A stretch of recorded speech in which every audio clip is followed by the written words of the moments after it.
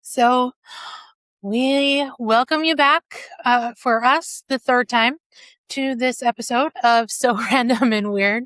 I am your host today, Sheena. I'm Sarah. And well, we were talking about school coming up. I don't know, is that the cursed thing? We don't talk about it yet? Maybe my computer's like, no, no, no. That's not how. Maybe we should get off that subject. I don't know. Okay. Well, how about does are you counting down the days to the release of Practical Magic? I'm torn. I love it. I love the first one. And I want to see it, but Aiden Quinn's not in it, and I loved Aiden Quinn, and I know you have other feelings, but I was so distraught when I read that he wasn't going to be in it because he would have been. He said he would have been done it if they would have asked him, but no one asked him. And I was like, Sandy, Sandy, what are you doing to me? What are you doing to me? Come on, this was your love from the first movie. Why didn't you ask him to be in it? But no, no. Well, Um, I if I have a job and any extra funds, I will spend what, the $100 to go see it in the movie theater? Take yeah, myself out? with the popcorn and the candy and the soda, yeah, and the pretzels or nachos, whatever whatever else you people, whatever you all want to get at movie theaters. I love the pretzels and the cheese myself personally. Not as Well, good as Annie Ann's, not as good as Annie Ann's, but I love pretzels and cheese when I go to see a movie. More so than popcorn. I'd rather spend money on the pretzels and cheese than the popcorn. But yeah, it's so expensive. It's so expensive. I mean, and honestly, I feel like I'd rather go out and have like a nice dinner for the same freaking price. Give me a steak for true, the same true. price. So, because it Yeah, is. It's well, that's about the same price as a steak. And that's sad. With the movie tickets and the drinks and the food, I mean, if you spend 50, $60 at least, and it's like that's like a nice meal, you know? It's a nice meal at a steakhouse or something. So yeah, if I and see, even for me, it's always hard. And like, the last time I went to the movies was when I was still living in Pocatello, Idaho. So we didn't have all that fun, fancy stuff. You know, we had popcorn, we had candies and soda, and maybe some other things. I don't know. I never No, looked at them I'm because I sorry. went, Are you serious? yeah, Are you serious? it wasn't like the crazy wild things, where you can have them bring you like meals and stuff to it. But Oh, oh, I love those places. I love those places. Of course, they're overpriced too. But honestly, I'd rather spend that money on like actual food than like popcorn. I'm like $60 for like popcorn, candy, and soda. Redonkulous. Redonkulous.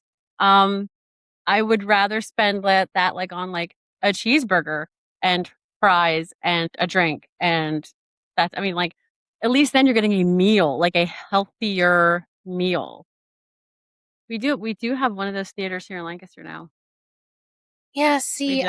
I lived in Idaho where we don't have, or I haven't been to any movie theater really since, oh, I can't even remember the last movie I saw in the theater. So that's how long it's been. Uh God, yeah. Yes, I saw a movie with my friend and her husband and their kids. Um it was a soccer animated animal furry movie thing. Oh God, I can't think of the name of it. It was cute though. I think that's the last movie I saw. It was cute. It was I can't think of the name though, like the movie theater or like the movie. But it was so cute. It was like a preview or something because it hadn't come out yet or something. And Bailey's dad wanted to get tickets, and so we all went, and it was it was a really cute movie. We all were watching it, and Bailey really enjoyed it, and it was cute.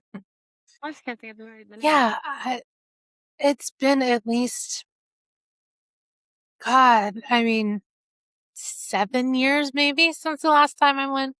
So, but Mine yeah, was definitely within the last year, but I just my brain is old and I can't think of the name. Hey, a big fan. uh, yeah, but no, I would definitely take myself out to go see it as my treat yourself. I will see it. I mean, obviously, I want to see it, but I I swear to God, if they killed him off, I'm gonna lose it. I'm gonna flip. I'm gonna flip. I'm gonna flip if they killed off Aiden Quinn. I'm gonna flip. You don't kill off Aiden Quinn. You don't. You don't kill him off. Uh, he's Well, speaking of kill, my topic today is true crime, and I have one that, much like Sarah had with one of her true crime episodes, something that happened in my own town. Now, this wasn't something that directly affected me because I didn't know the person, but I did know people who knew this person because that's what Pocatello is. Um, and it is based in Pocatello, Idaho, which your population is around 50,000, usually, depending on when there is students in for university, because it is a university town. So it is by normal city standards quite small. So, and it's the kind of place where everybody's kid goes to the same 3 or 4 schools, where the biggest headline most weeks is the high school football scores, and where doing things for your aunt and uncle is such a normal Friday night that nobody really thinks about it. So for this, Cassie Jo Stoddard never thought twice about doing a lot of things. She was the responsible one, the one that families trusted with their pets, their house, and their spare key. She was 16 years old, 3 months from turning 17, and on the night of September 22nd, 2006, I almost said 2026, and I'm like, that would not make sense. That's but she was doing something completely ordinary, which was watching her aunt and uncle's dogs while they were out of town, but she never made it to morning. What happened in that house that night wasn't just a stranger crawling through a window. It was 2 boys that she went to school with, 2 boys that she'd hung out with just hours earlier. And when the police finally pieced it together, why? The answer was so much colder than anyone in Pocatello was prepared for. So I'm gonna say this. This one is a bit heavy, as I said. Pocatello, even though it's got a comma in it, it is a small town feeling to it. And basically on every corner, you're going to find a Mormon church. So everybody knows everybody's business. And if you don't, that's usually because you're a student just moving in. And also, because of this being such a heavy thing, we're also handling Cassie Jo's story with care because she was the person with a real life and she's not the twist. So, as I said, I actually lived in Pocatello when this happened. This wasn't a headline from a town I've never set foot in. It was my town that I've spent almost 20 years in, off and on. I remember what it felt like when this story broke and the way that it moved through the community. So I am coming at this at not just as a host, but as someone who saw the before and after, even though I didn't know Cassie Jo myself. So let's get into it. Now, before we really get into the case, I want to set the scene because Pocatello is a character in this story, whether it wants to be or not. Now, Pocatello sits in southeastern Idaho, tucked into the Portneuf Valley along the Portneuf River, where you can go and float every summer, and was one of my favorite things to do. It's ringed by the Bannock Range. It's the seat of Bannock County and home to Idaho State University. which means for a lot of the year, the town's rhythm is basically the university's rhythm. Move-in weekends, football, Saturdays, that specific kind of college town quiet that settles over winter break, which, now that I don't experience that now, it's kind of eerie to think about. Because it does. It gets really quiet and it's just like nothing happens. You know, I would think if it wasn't so conservative, because first of all, it's Idaho. Second of all, it's Mormon country. But if it wasn't so conservative, I think that would sound like idyllic. I think it would sound idyllic. Well, Um, the thing is, it's like your bigger towns, especially around the university, are going to be more purple. So, there were a lot more things happening. I mean, in 2006, let's see, we were 23. So, and that was right around the time that I was starting to go out and party and have fun and leave the church. So, mhm. we called it the crawl, which was or on Main Street. And basically, you started just past the overpass over at First Nash, and then you would go all the way down. You would walk. They had two little things. You could walk without having much incident from one bar to the next bar to the next bar to the next bar to the next bar, ending at the main street club. So, that's what kind of area that we were. You know, all of us little 20-year-olds in the middle of the night, no jacket, going, oh, it's so cold as we're all huddled together in our high heels and business casual. So, I never felt really super scared Yeah, yeah. It was like Ephrata. living there. I didn't feel, and in E-town, I don't feel, it's, you know, if this was like maybe Lancaster or Philly, I think I'd be a little bit more, walking at, the streets at night. But, so I like small town. I do. I was born and raised in small town. I've always lived in small town. So I like small town. So that's why I think, things like when these things happen, I think it shocks the community even more Hmm. because you realize, oh my God, it can happen anywhere. It's Right. not just happening in Philly or New York or LA, or it can happen anywhere. You're not immune. You're not Hmm. impervious to it. Yeah. And Pocatello has a pretty colorful background story for a place that most people outside Idaho couldn't point to on a map. It grew up around the railroad in the late 1800s, like everything else in the West. It was literally built as a railroad junction town named Gate City because it was the gateway to Idaho territory. And they currently have a little baseball team called Gate City Grays. So, yay, Grays. Um, and for a while, this was one of the biggest rail centers in the whole Pacific Northwest, with this little bustling crossroads of tracks and trains before the interstate ever existed. So by the 2000s, it had settled into being a solid, unglamorous working class and university town. Family neighborhoods, church potlucks, high school rivalries that mattered more than they probably should. And Mhm. Pocatello High, or Pokey High, which is also known as Haunted, which I can Oh, cover on another episode. yeah. Um, Want to hear that one? at at this time, called they were the home of the Indians, which they have now been renamed to the Thunder, which is a bison. Okay. And so Pokey High was one of the anchor institutions of the town. And that's the world that Cassie Joe grew up in. Not a big city with anonymity built into it, a tight knit, everybody sort of knows everybody kind of place, where the idea that the person who hurt you could be someone you trusted wasn't just frightening, it broke the whole social contract that this town runs on. So I want you to keep that in your back pocket because it matters for how this case landed on Pocatello. This wasn't a random home invasion by an outsider. This was a wound from inside the family, so to speak. So, who was Cassie Joe?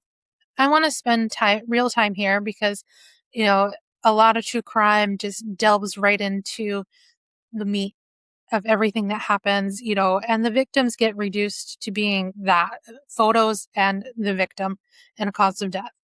And she deserves a lot better than that. Now, Cassie Jo Stoddard was born December 21st, 1989. She was a junior at Pocatello High School, an 11th grader when she died. By every account from the people who actually knew her, she was warm, bubbly, the kind of person other teenagers described in that specific unpolished way that kids talked about someone they loved as just Cassie. Her art teacher and her friends remember her as kind, caring, someone with big personality and bigger plans for her future. She had a boyfriend, Matt Beckham, who she was close with. She had family who trusted her enough to hand her the keys to their house and their pets without a second thought. And that's not a small thing. A lot of people nowadays would not do that. They would be getting their grown up Yeah, friends exactly. Exactly. or their family to be like, okay, well, yeah, sure. So and so can go check on them, but, we're going to go with them. Yeah. Yeah. And that's a saying, family saying, we know you'll take care of this. She had a life that was still very much in progress, friendships, a relationship, a future she was presumably imagining the way any 16-year-old does, half formed and full of possibilities, getting ready to start, you know, her junior year, which is kind of scary because you start going, oh my gosh, next year is my senior year. I'm going to be getting ready for college, and then I'll be in college, and then what am I going to do in college? And Yeah, for sure. Because it becomes a lot more real to you. Junior, hmm senior year, a lot more real. Yeah. yeah. And so on the evening of September 22nd, 2006, she was house sitting for her aunt and uncle while they were away looking after their dogs. Her boyfriend Matt came over to keep her company for a bit. Matt brought over a classmate, Tori Adamchik, and Tori brought his friend Brian Draper. The four of them hung out for a couple of hours, completely normal teenage stuff, the kind of low key gathering that happens in houses all over the country on any given Friday. Then Draper and Adamchek left, except they didn't really leave. On their way out, Draper quietly unlocked a basement door. The plan already forming in their heads was coming to fruition to come back later, using that door, and Cassie Jo wouldn't even know they were in the house. 2 days later, when her aunt and uncle returned from their trip, they found her. She'd been killed in the living room. And I want to pause here rather than rushing into the mechanics of the crime, because this is the point that I'm making. 2 days. Her family came home expecting dogs at the door and a niece who kept the house running. And instead, they walked into one of the worst moments of their lives. Her mother, Anna Stoddart, has talked about that shock, the kind of question that doesn't really have an answer. Who could do this to my daughter? Now, we'll go over some of the investigation. So, of course, when police arrived, were a few things that stood out immediately. There was no forced entry. Nothing appeared to be stolen.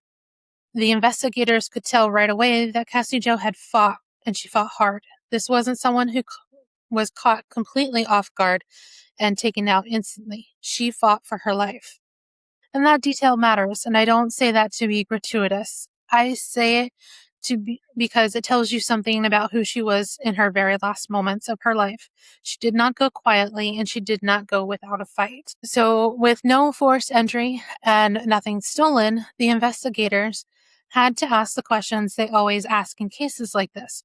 Who had access? Who had motive?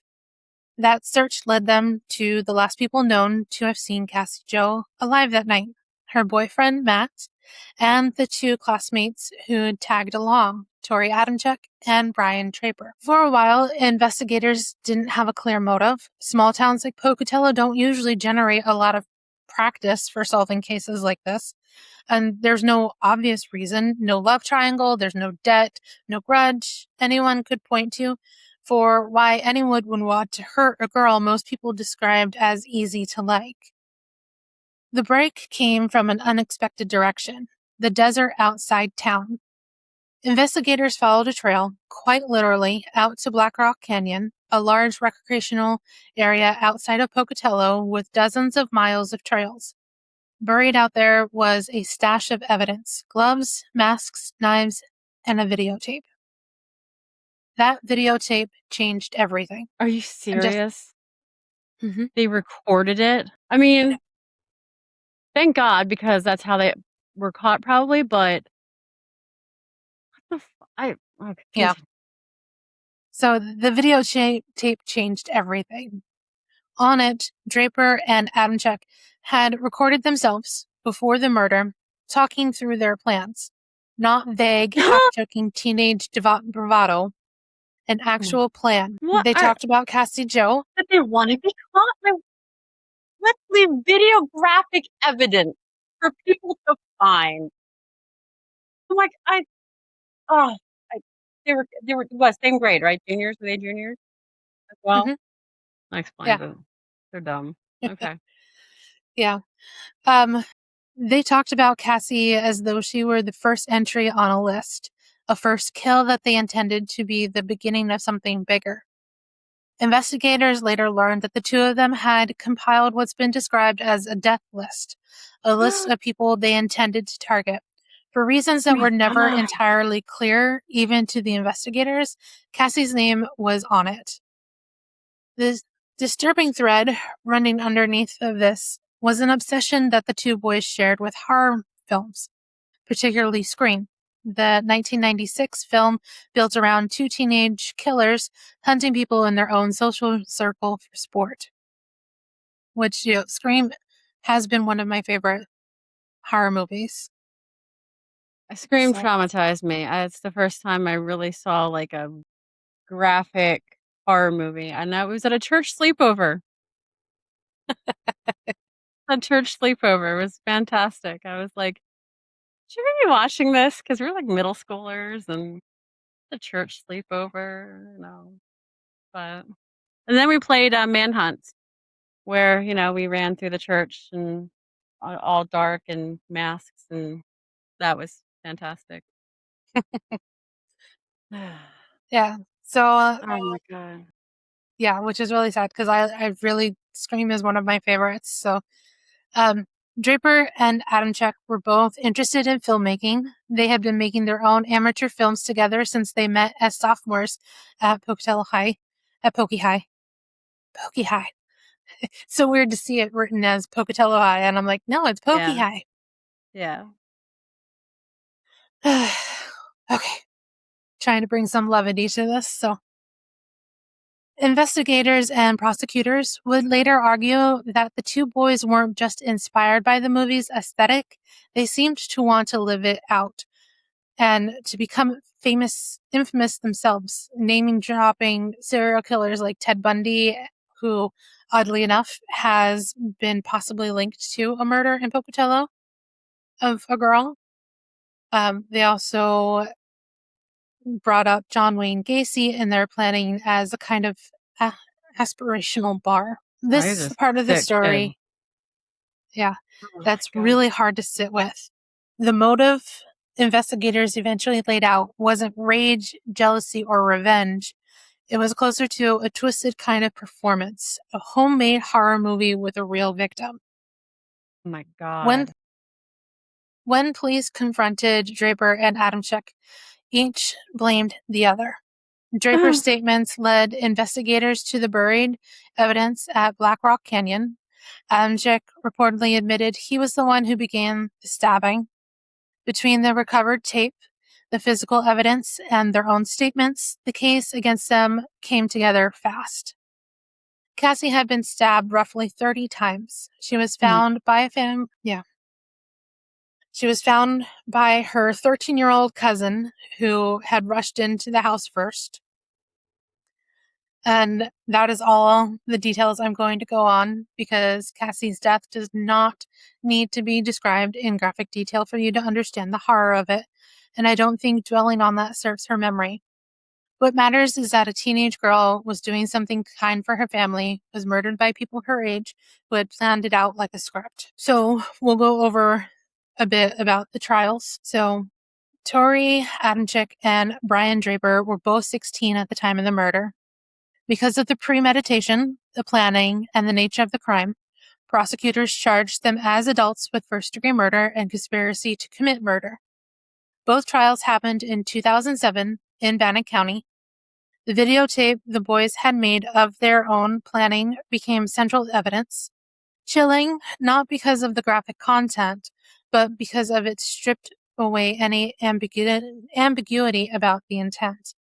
This wasn't an accident, a prank gone wrong, or a fight that escalated. It was, in the prosecution's telling, close to Cold and premeditated as. premeditated. Yeah. Mhm, Sorry. it's okay. It sounds it. It sounds so cold and premeditated. Like this is just an everyday, like I'm making up a list of chores to do.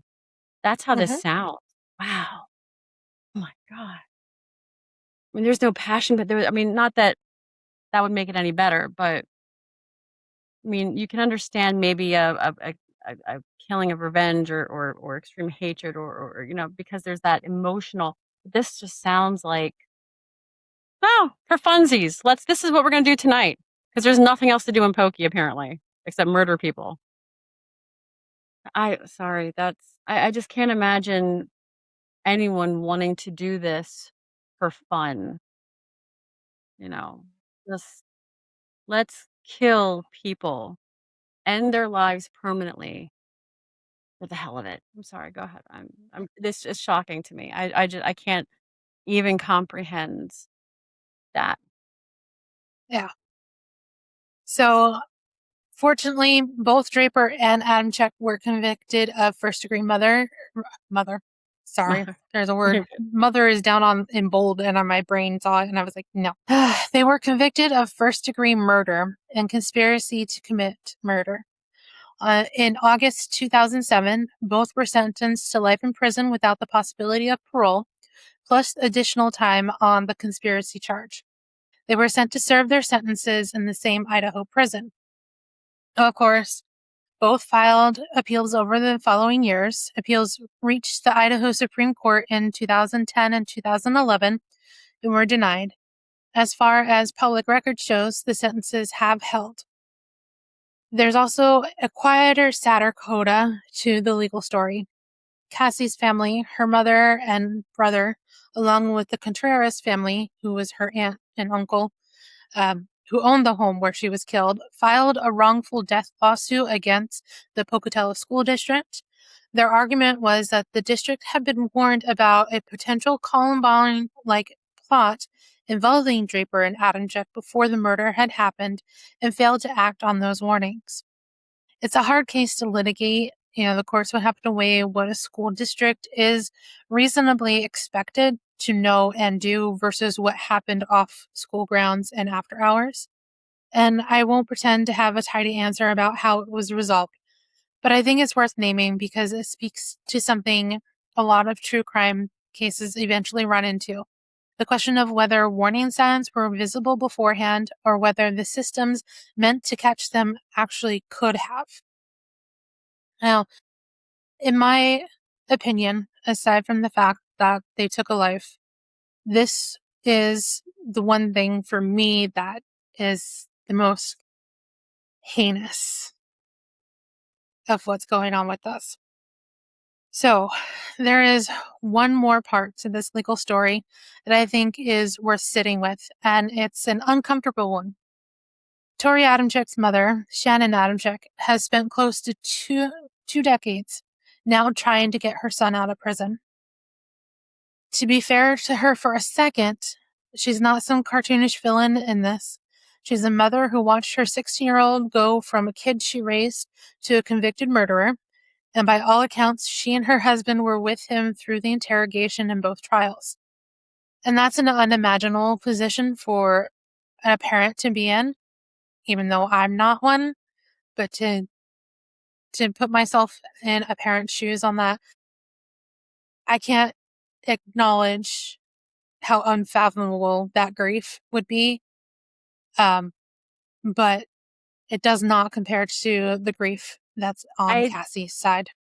I'd like to think that if either of my children planned something so heinous. Planned. Now, I'm not talking about like, in the heat of the moment, someone stabs someone because of jealousy, hatred, love, what I mean, but this sounds like cold, hard. That videotape sounds very damning to me. I, I am one to believe that if you do the crime, you do the time. And as much as I would kill me, I mean, I love my children, but they killed somebody coldly, dispassionately, just and not just like a one stab, 30 freaking times. Like if I was in that courtroom seeing those pictures the juries probably saw when they were looking at like the crime. I mean, I don't ever want to, I don't ever hope I'm in that position. But being a parent, I mean, I'm sorry. I mean, I feel like you just freaking wasted and blew your life away. That's how I would feel. Like how, I would be so disappointed in my son or daughter because they just wasted their entire life now. Mhm. And so here's where it gets genuinely hard to sit with. Shannon has spent years publicly maintaining that Tori didn't actually do the stabbing, that it was all Brian who killed Cassie, and that Tori is, in her words, guilty of many things, but not the murder itself. In What who 2013, didn't he say he was didn't he say he stabbed? Or is that the other one that said he admitted he did the first stabbing? um, let me double check here. 'Cause I I I know think, you'd read that someone admitted that they were the first one that started the stabbing, but I mean, either or, it doesn't really matter. If they're both planning this on videotape, they're both talking about it, they're both there, they both I mean, even if the kid I mean, he had to have, like, held her while the other one was doing the stabbing if the other one did do all of the 30 stabs. Like, there's no way, someone had to have been holding her while someone was doing the stabbing. So, I mean, mhm, I'm sorry. I you know, I freaking guilty. I can respect a parent's, pain, but I mean, he deserves to be in jail. He's where he yeah, deserves to be. yeah. Sorry, go ahead. I apologize. No, it's okay. So in 2013, she published a book about it called The Guilty Innocent, laying out her case No. for why she believes her son's life sentence is unjust, especially given that he was just 16 at the time.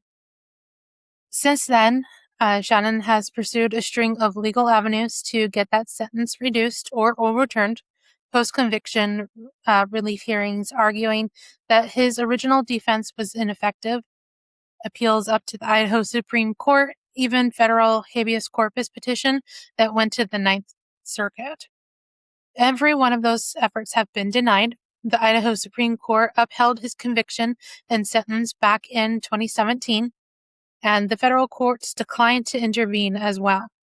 As most recent reporting, both Adamczyk and Draper are still serving out their life without parole in separate Idaho facilities. And I'll be honest with you on where I land on this. Like I said, I understand a mother not being able to reconcile what her child has done that she raised, but Yeah. a No, jury and evidence said that he did it. It's a very human part of this, to have to reconcile of who your child became. And it's hard, and it's a and very the painful fact place. that, yes, he was only 16, but I mean, 16-year-olds know better. They knew better. They knew what they were doing was wrong. Hmm. That they didn't seem to care. They didn't Yeah, seem to care. yeah. And that they could just do this so, like, blasé and just be so blasé about, but, "Oh, look, we're gonna," like like I said, just planning out a grocery list, or a Hmm. chore list just every day, like, that is cold. Hmm. That is cold. And I they belong behind bars. Yeah, they do. And the thing is too is that, there is the videotape that the two of them made, planning it and celebrating afterwards. But the video Celebrating. Mhm. Once again showing no remorse. No feeling, no remorse. Yeah, no. He Yeah. belongs there. I'm sorry, mama. He belongs there. Your Yeah. son is a cold-hearted killer. Mhm. And so, that was the evidence that convicted them both. And it's hard for me to make room for he didn't really do it when the tape exists. Cassie's Exactly. mother, Anna, has to live with every one of these appeals that keeps landing back in her life over and over for almost 20 years. If you think about it, Cassie would have been 36 this year, and her mother doesn't get to see her. Their parents can go visit them Yeah. in jail, but They get to visit a the grave. only place. Yeah. Yeah. And, considering that her birthday is in December, that's a very cold birthday to go visit a grave. And you're also talking about people are more depressed in winter months anyway. So and you're planning like, and then you have Christmas and it's like, you're planning for this holiday and now you're going to the cemetery to visit your daughter's grave. Mhm. And as liberal as I consider myself, I am all for the death penalty because I have no problems with if you take a life, you forfeit yours, whether it be life in prison or whether it's the death penalty. I mean, I'm sorry, I now if you're like 8, you found your parents' gun or something. No, we're not talking that shit. We're talking cold, premeditated. You planned this, or you're doing like 8,000 stabbings, or I mean, I'm all for the death penalty. That first degree murder, the planning, the intent. Because I mean, you can't bring that person back. And yeah, I mean, an eye for an eye doesn't, it's not. But I mean, I'm sorry, but you forfeit if you kill somebody, you take their life intentionally. It's only right that you serve your time and you forfeit yours. Mhm. I mean, whatever system, whatever penalty system the state has, I mean, that's up to the state. But and especially if it's like a heinous crime. I mean, I'm not saying that all murders are not heinous, but I mean, especially something that's like really premeditated and hate. I mean, you almost are like, you know what, just do what you got to do to these people because I can be a little vindictive. And, hi, I'm Um, a Scorpio. So, yeah. um, Does Idaho have the death yeah. penalty? Do they? Yes. But Yes, they they're just do, life in prison. Okay. The death penalty was without not on the parole. table. Okay. Okay. Right. Mhm. I mean, funnily enough, Idaho actually just brought back the firing squad for Of course they child did. rapists, for Hmm. child rapists. But here's the thing. Rarely does any child rapist ever get, um, really any sentence. So, and Because it's especially Idaho. if they're young Yeah. men. Because it's So, Idaho. Yeah. Yeah. yeah, It's a red I'm state. just It's gonna Idaho. I'm just gonna leave it there. That's Hmm. just Well, we yeah, endorse pedophilia in this country, obviously. Look at who our president is. So, really. that's okay. That's okay. Those 10-year-olds, man. And of course, as the president said, at age 7, they're adults. So do whatever you want to 7-year-olds and above.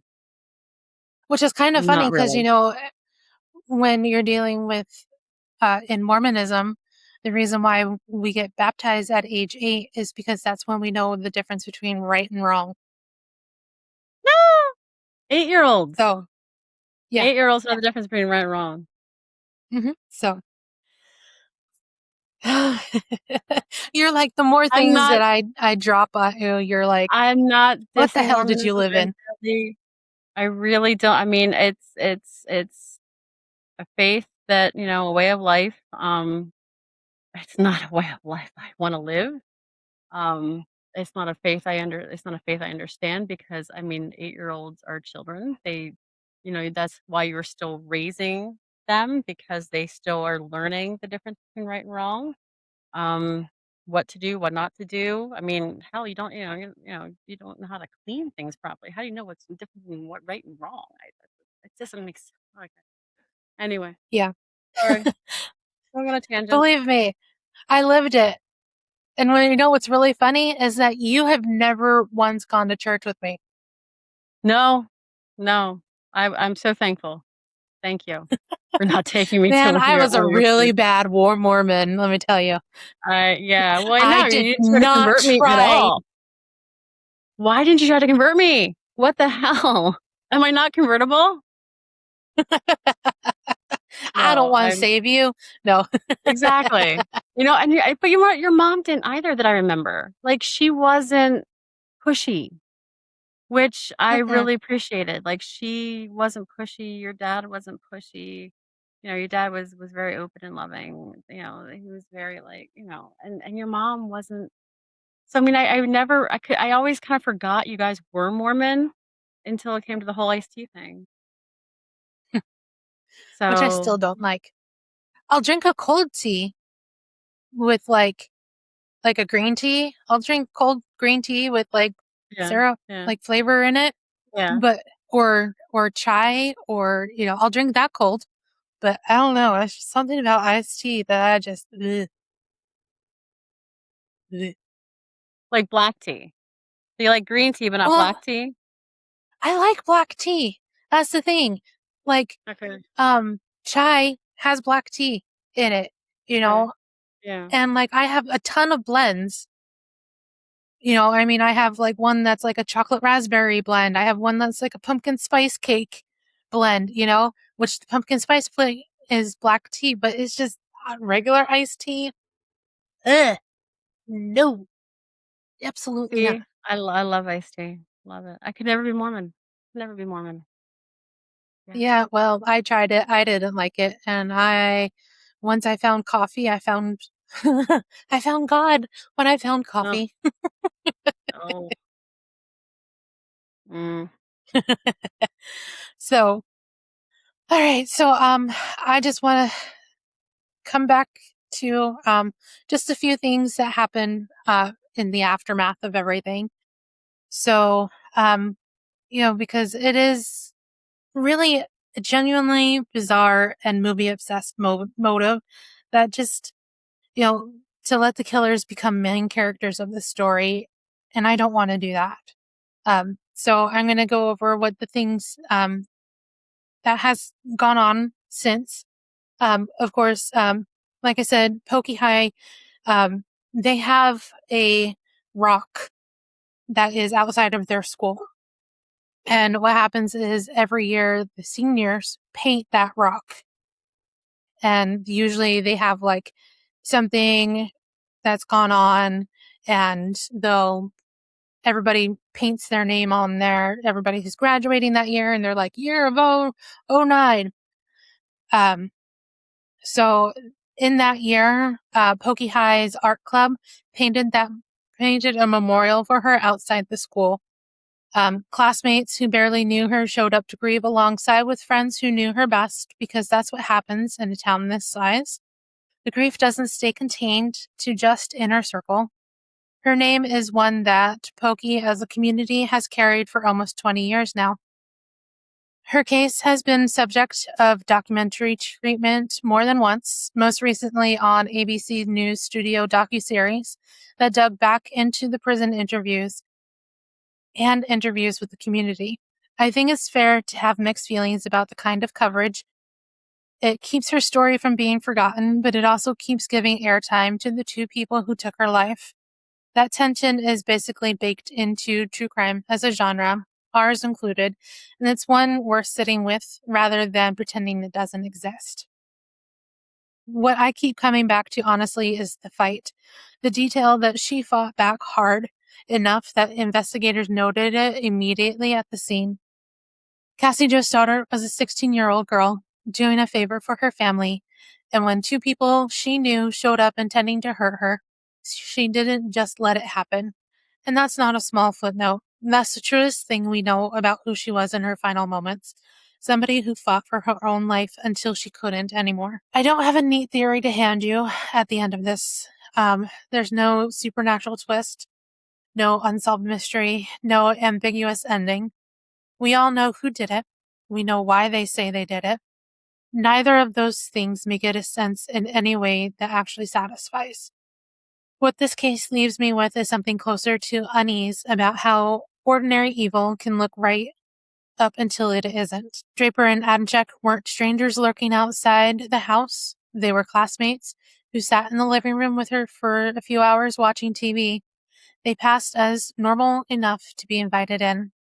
So if there's a takeaway I'd offer, it's not a lesson about horror movies or teenage boys or small towns. It's this.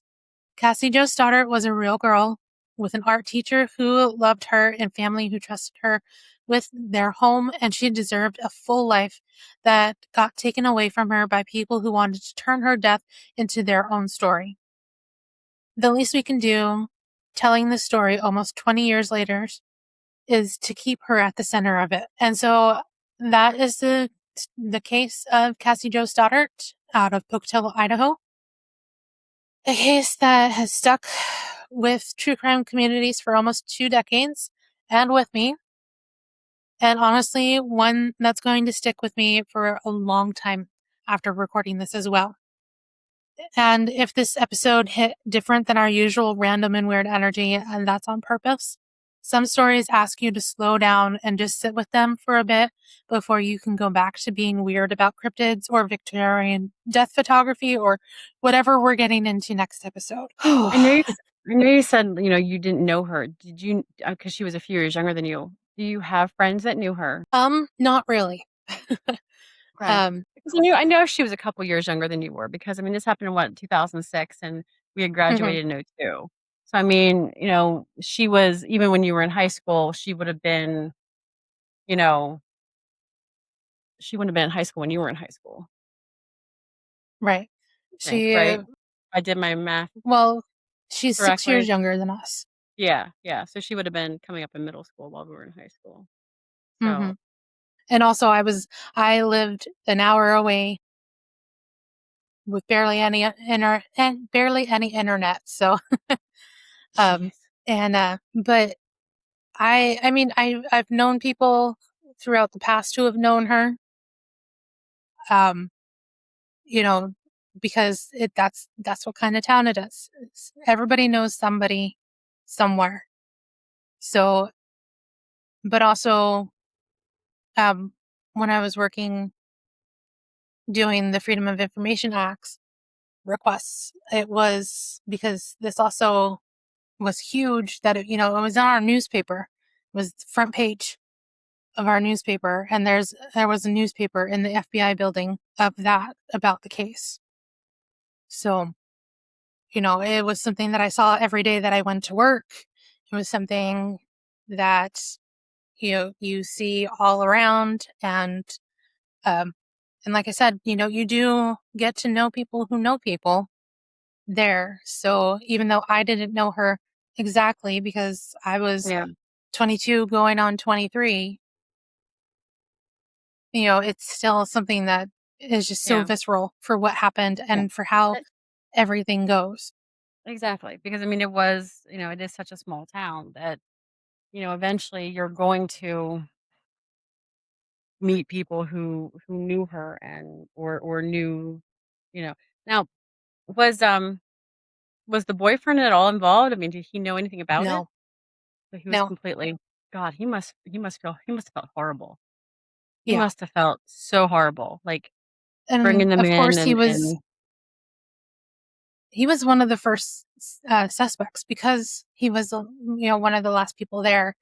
And yeah, yeah. um Well, exactly. I mean, and they always kinda look at, like, the boyfriend or the spouse first, because I mean, a lot of times it is someone someone who's close to you, and, so, I mean, and he was the last person to see her alive. mhm. Well, except for these 2 Well, boys. and So there are other things as well, is that, like, um, I I'm I wanna say I remember something from watching, those a documentary or listening to, um, a, um, a podcast about it, was that she texted him asking him to come back because she heard noises. But because this is Idaho and you don't normally let people co-ed stay over, that's something that's normal out there, for that to happen. And so, there is a lot of things that happened. Like I said, I was not going to go into much detail about the actual Yeah, crime because I don't yeah, want, yeah, there are plenty of yeah. other places who are willing to do that. Well, considering the fact that Scream is a slasher movie and the deaths were grisly and horrible, and knowing the fact that she was murdered, that she was stabbed 30 times, one would think that it was not a pretty sight. Not that murder is ever a pretty sight, and I worded that wrong, but, you know, I if that was their, ideal of, we wanna get to this, we want, this is what we want the I mean, all I think of when I think of Scream, I think of that first scene with, Drew Barrymore and, her boyfriend in the backyard and his, like, guts just spilling out because the murderer just, you know, just sliced him right open there. That's the thing I see every time I think of Scream, over and over in my head. Because I was like I said, I was in middle school and it was at a church sleepover, and I'm like, "Oh my god." I'd never seen anything like that in my life. And, Which is that kind of funny just considering stuck with me. I grew up watching horror movies with my dad. Um, I watched Nightmare on Elm Street with my dad, and that came out when we were like 5. Well, I never So had actually seen a lot of horror movies from the '80s. Like, I'd never seen Halloween before, I'd never seen Freddy Krueger, Nightmare on Elm Street, I've never seen, Jason. I'd never seen, like, whatever that one was. I can't remember. I had never seen any of those. I'd never seen Gremlins, I'd never seen Poltergeist, I had never any I started really only oh, seeing you mentioned Gremlins. Ooh, ah. Chucky. I've never seen Chucky. I still have never seen Chucky to this day. But I started seeing horror movies from the '90s. And well, no, I'm sorry. My very first horror movie was Pet Cemetery, and Which that was at was Desiree Cisney's, Desiree Disney's but sleepover. I couldn't stay. That's the weird thing. I wasn't able to stay because my mom didn't want me to watch Pet Cemetery. But here it is, years before, I'm watching Tales of the Crypt with my father or watching Nightmare on Elm Street. So So, you were seeing those beforehand. Did your mom know that? Did your yeah, mom know that so why couldn't you stay and watch Pet Cemetery? no, we're talking Because your about my mom is mom here. nuts. I But don't know. honestly, I as a just, parent, I keep thinking, Michelle, because she passed now, Desiree's mom passed. I'm like, "Michelle, what the hell were you thinking? We were in 2nd freaking grade. Why would you show us Pet Cemetery?" yeah, Like, I was so mad that I left because I'm like, that's actually a horror movie I would watch. Like now, I yeah. still haven't seen it Well, yeah, because I'm and not, it's let me tell you, you would never wanna stand next to your bed ever again. I don't. I still don't like standing next to my bed because I always think there's a killer underneath who's gonna slice my ankles open like Fred Gwynn, and I'm gonna die like he did, just bleeding out from my ankles. Oh, oh god. Ugh, that feeling of, because your veins are, right back there. Oh, anyway, and muscles and stuff. Yeah, but no, that's the very first horror movie I ever saw. But, I really didn't see a whole lot of other horror movies until the '90s, and that was because I was getting older and could watch them more. Now I watched, like, the 1940s, like, because my parents loved, so I watched, like, The Wolfman and Dracula and The Mummy and, but I mean, I wasn't those were scary and they scared me. I never actually watched horror until middle school, till the '90s, and Scream, I think, was my first horror movie. that I watched um, from the 90s or in general, except for the Pet Cemetery thing. So, Yeah. Well, and the thing is that for me, I've gravitated more towards psychological thrillers, psychological horror. I have yeah, not, yeah, about middle school-esque. I was not a fan of gore because it just got yeah, same, too much. same, same. I think, they started to like, ooh, what else can we show? What else can we do? Like, you had Scream, Hmm. and then you had like, then you had the Saw movies come out. Saw, I'm like, no, like Saw one, two, three, four, 10 million Saw, and it's like, really, like, how much more gorier can we get? Let's find out. You know, Yeah. um, Cause like like, Mothman prophecies, that freaked me out so bad. Every time I drive up, like my old house didn't have like, it had like a fence and then it was just like dark.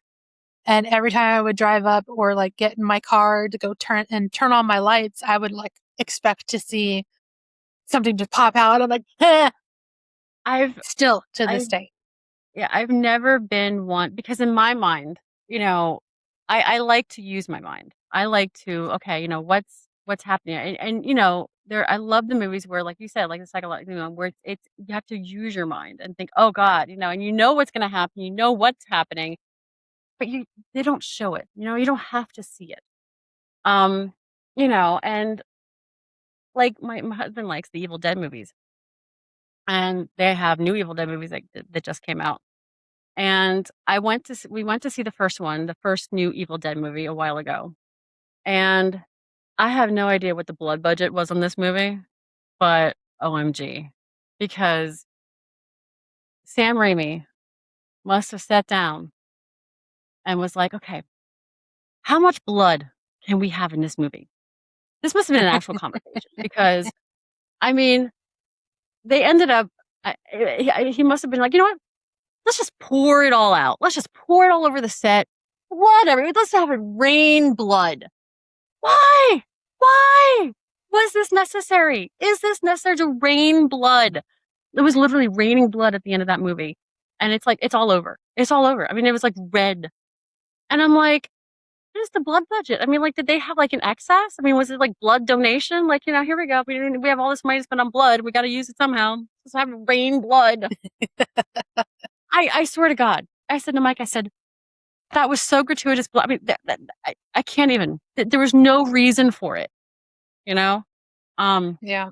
and that's what I don't like about gory movies, and that's what It's like if there's a need for it, maybe, but I, I don't understand. I'd rather watch, like you said, I like a psychological thriller or something where, it doesn't have to be gory. It doesn't have to be ugly. You don't have to be sawing see your face and just have it shown on camera and the sound and like you don't have to have that. Yeah, that's what was in the first new Evil Dead movie. She's sawing her face and you hear it first. Because I wasn't looking, but I heard it. And I'm like, I don't need to hear that. Hmm. You know, sorry, I get vocal. But yeah, I would much rather it be more cerebral than actually seeing it. Like Human Centipede didn't even have to be made. Didn't even have to be made. No, That one could have just nope. stayed in someone's perverted mind. Thank you. Disgusting perverted mind. Who thought that would Yeah. be a good Well, idea? Anyway, no. Um, so so I'm gonna switch gears yeah, yeah. and I spun the wheel. Can we guess what I got? Oddities. Nope. Free space. No. I History. got history. Okay. Finally. When you said guess, I was like, well, you've been getting oddities and true crime a lot. So, and then I was like, oh, maybe we were just talking about like how you don't get free space. I thought maybe you have free space, like I No, I did. got So, history, which I haven't done forever. hey, do you have ideas of what you want to do? Absolutely none. Because, Yeah. like I said, I have about 60 ideas right away for true crime and paranormal and oddities because that's all I've been We haven't getting. had we haven't had paranormal in a while.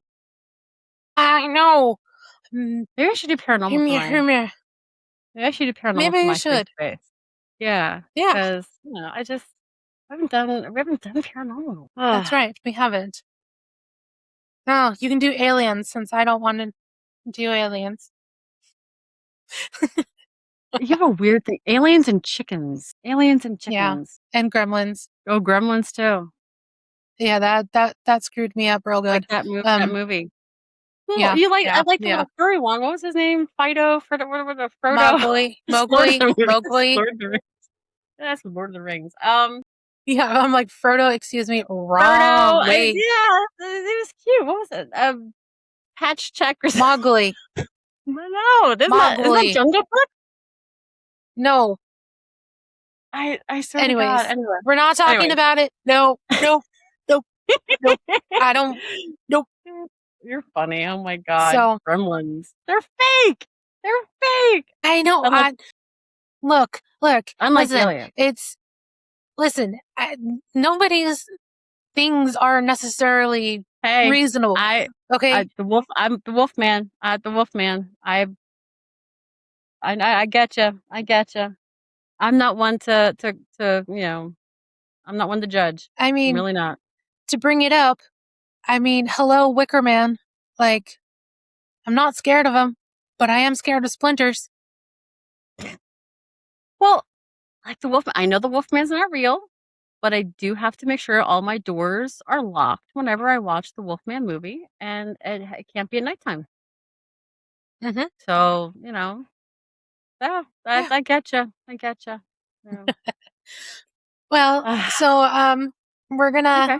I'm gonna do some history. I don't know. You guys can give us ideas.